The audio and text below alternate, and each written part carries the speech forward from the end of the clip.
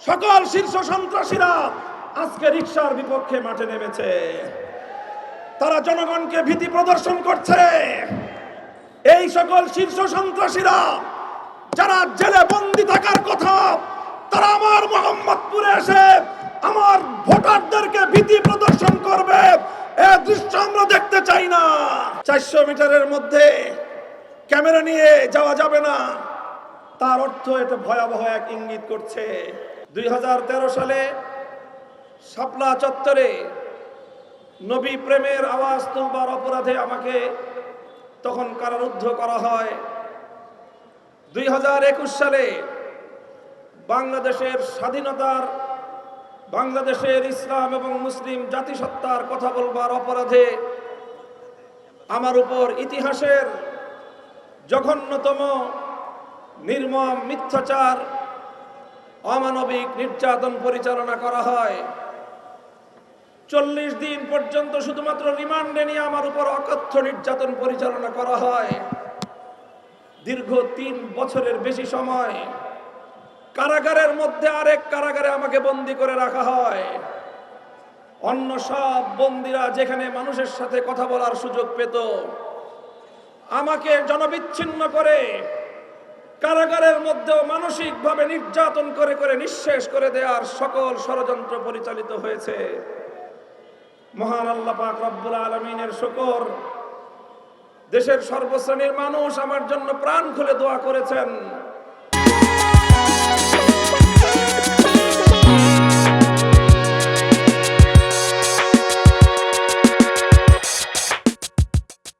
তাই বাংলাদেশের সবচেয়ে প্রতাপশালী, সবচেয়ে ক্ষমতাবান জালিম, তার বিশ্ব মোড়ল আন্তর্জাতিক বাংলাদেশ বিরোধী অপশক্তির প্রত্যক্ষ সহযোগিতা নিয়ে দেশের সকল রাষ্ট্রীয় প্রতিষ্ঠানগুলোকে নিয়ে আমার উপর কি নির্মম নির্যাতন চালিয়েছে, আপনারা তার সবকিছুর প্রত্যক্ষদর্শী।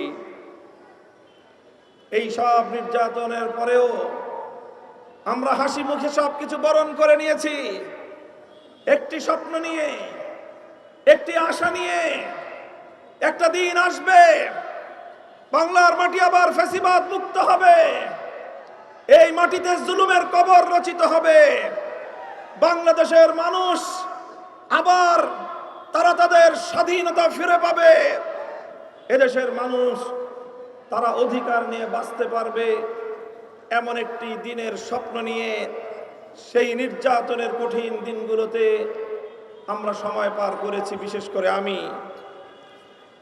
তাই আজ আমি বলতে চাই, 24 জুলাই বিপ্লবের মধ্য দিয়ে বাংলাদেশের মানুষের সেই স্বপ্ন পূরণের যেই সম্ভাবনা জাগ্রত হয়েছে, আগামী 12 ফেব্রুয়ারির ব্যালট বিপ্লবের মাধ্যমে 24 জুলাই বিপ্লবকে আমাদের চূড়ান্ত সাফল্যমণ্ডিত করতে হবে।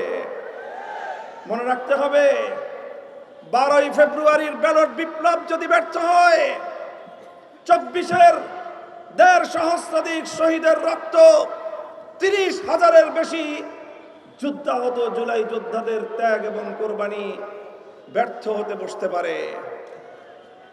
প্রিয় এলাকাবাসী, আমরা 11টি দল ঐক্যবদ্ধ হয়েছি, জোটবদ্ধ হয়েছি।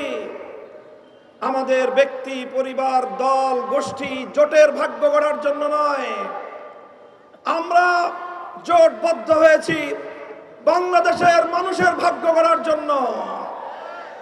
তাই আজ বাংলাদেশ ব্যাপী 11 দলীয় জোটের যেই গণজোয়ার সৃষ্টি হয়েছে, এসে দেখুন আমাদের ঢাকা 13 আসন মোহাম্মদপুর আদাবরেও সেই গণজোয়ারের ধাক্কা লেগেছে। তাই আজ প্রতিটি পাড়ায় পাড়ায়, মহল্লায় মহল্লায় মানুষ রিকশা প্রতীক নিয়ে উল্লাস করছে।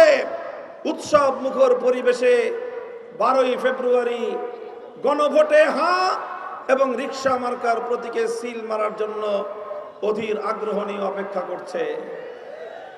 আমি আপনাদেরকে বলতে চাই, ইনশাআল্লাহ আপনারা যেভাবে আমাকে ভোট দেওয়ার জন্য প্রস্তুতি নিয়েছেন, এই ভোটে যদি আমি আল্লাহর রহমতে বিজয়ী হতে পারি, মোহাম্মদপুর সন্ত্রাস মুক্ত হবে।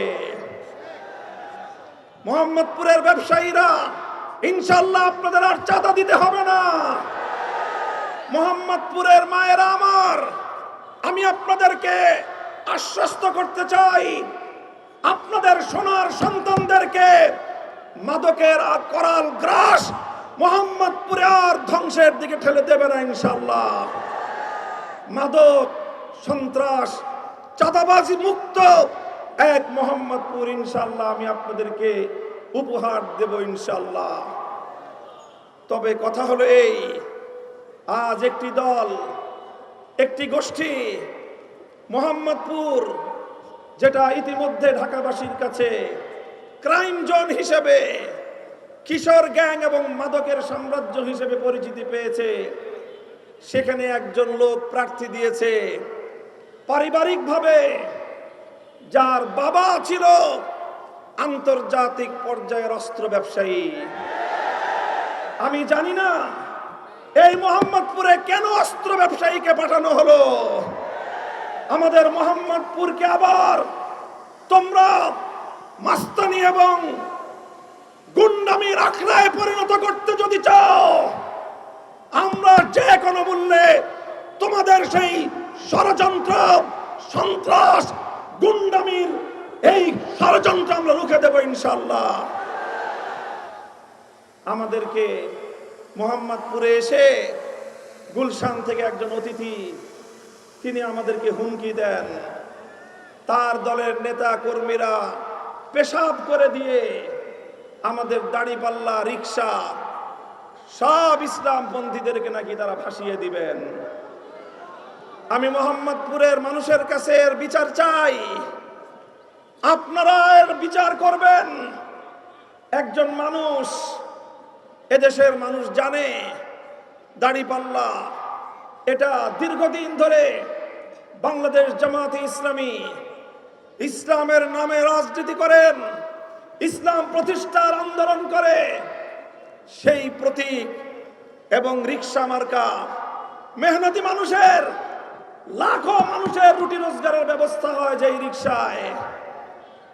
আল্লামা শাইখুল হাদিস রহমতুল্লাহ আলাইহির প্রতীক, যেই শাইখুল হাদিসকে দেখলে বেগম খালেদা জিয়া কোনোদিন তার আসনে বসে থাকতেন না, শ্রদ্ধা করে দাঁড়িয়ে যেতেন।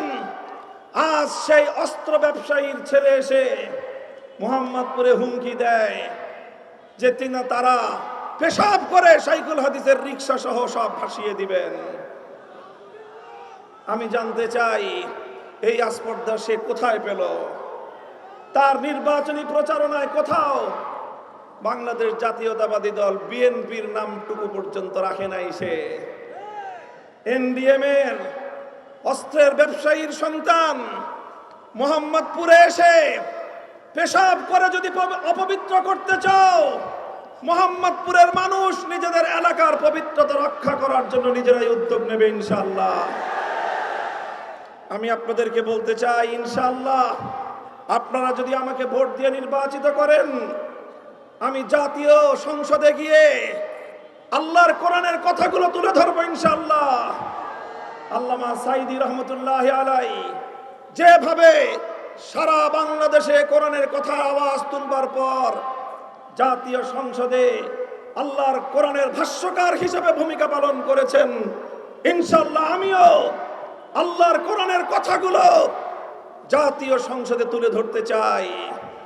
আমি বাংলাদেশের সেবা এবং খেদমত করতে চাই। মোহাম্মদপুরের কিশোর গ্যাংদের কিশোরদেরকে আমি সংশোধন করতে চাই। একটি সন্ত্রাস মুক্ত, চাঁদাবাজি মুক্ত এবং একটি মাদক সাম্রাজ্য মুক্ত মোহাম্মদপুর আপনাদেরকে ইনশাআল্লাহ উপহার দিতে চাই।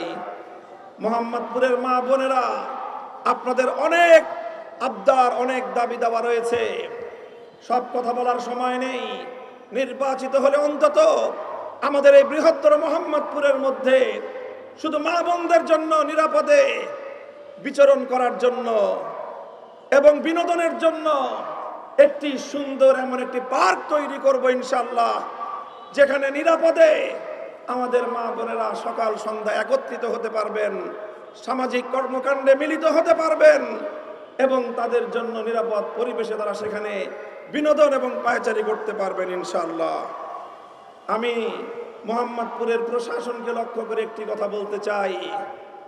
আজ সকল শীর্ষ সন্ত্রাসীরা, বেগম খালেদা জিয়ার ঘোষিত 23 শীর্ষ সন্ত্রাসীর একজন সহ সকল শীর্ষ সন্ত্রাসীরা আজকে রিকশার বিপক্ষে মাঠে নেমেছে।